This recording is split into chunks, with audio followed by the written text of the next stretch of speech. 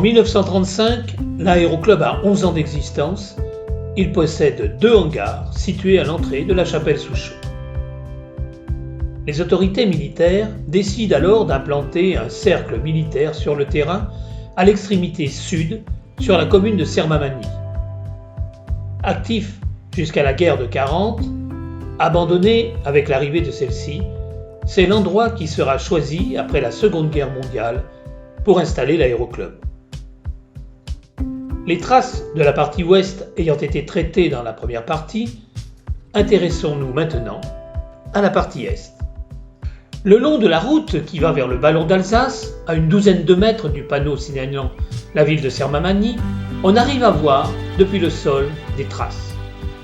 Les extrémités de celles-ci correspondent à la plateforme, 12 mètres par 20 mètres, qui recevait le bâtiment de la réception radio. Celui-ci faisait environ 14 mètres par 6. Il était côtoyé, à gauche, par un puits et à droite par des latrines, dont il reste encore l'emplacement de la fosse.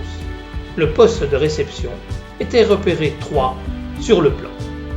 Entre le bâtiment ULM et le parking du clubhouse, dans l'herbe, il existe des plots en ciment et une partie légèrement rehaussée et nivelée, formant une plateforme horizontale.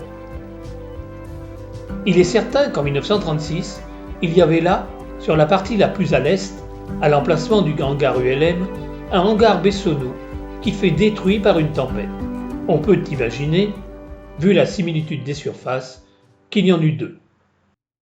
Mais, lorsque je rencontrai Émile Garret de Sermamagny en 2012, il me dit qu'il y avait à cet emplacement, vers la fin de la guerre, une sorte de ferme, construite en dur et composée de 2 bâtiments.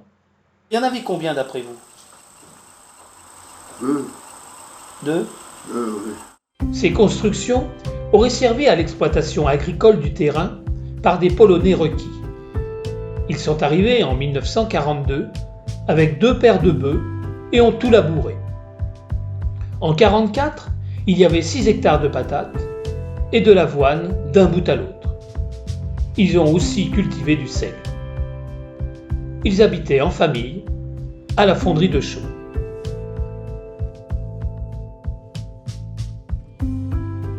Ces dires sont appuyés par le fait que la surface est couverte, environ tous les 4 mètres, de plots qui semblent avoir été les réceptacles de poteaux, peut-être métalliques, qui auraient pu constituer un hangar. Déjà, le 18 août 1940, le préfet écrivait au général commandant le corps d'armée pour l'informer de son intention de faire pousser des pommes de terre sur le terrain de Chaux. Le 12 août, une réponse négative était tombée, mais l'idée fera son chemin pour aboutir en 1942. Près de l'entrée du parking avion, vers la barrière coulissante, est visible un rectangle marquant l'emprise d'un bâtiment. Il n'en reste qu'à peu près la moitié, l'autre moitié se trouvant sous le bitume. C'était le bâtiment repéré B sur le plan, baraque cercle mess, que l'on voit ici, filmé en 1938 lors d'un meeting.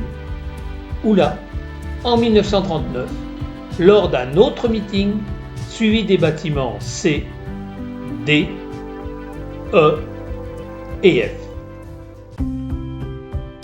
Sur cette photo du début des années 50, les traces des bâtiments B et D sont très visibles.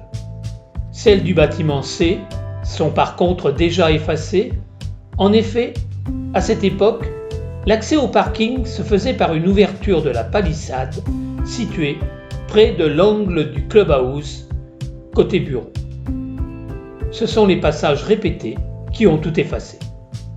Les mêmes repères sur cette photo, prise lors du passage du Tour de France aérien du 17 juillet 1959.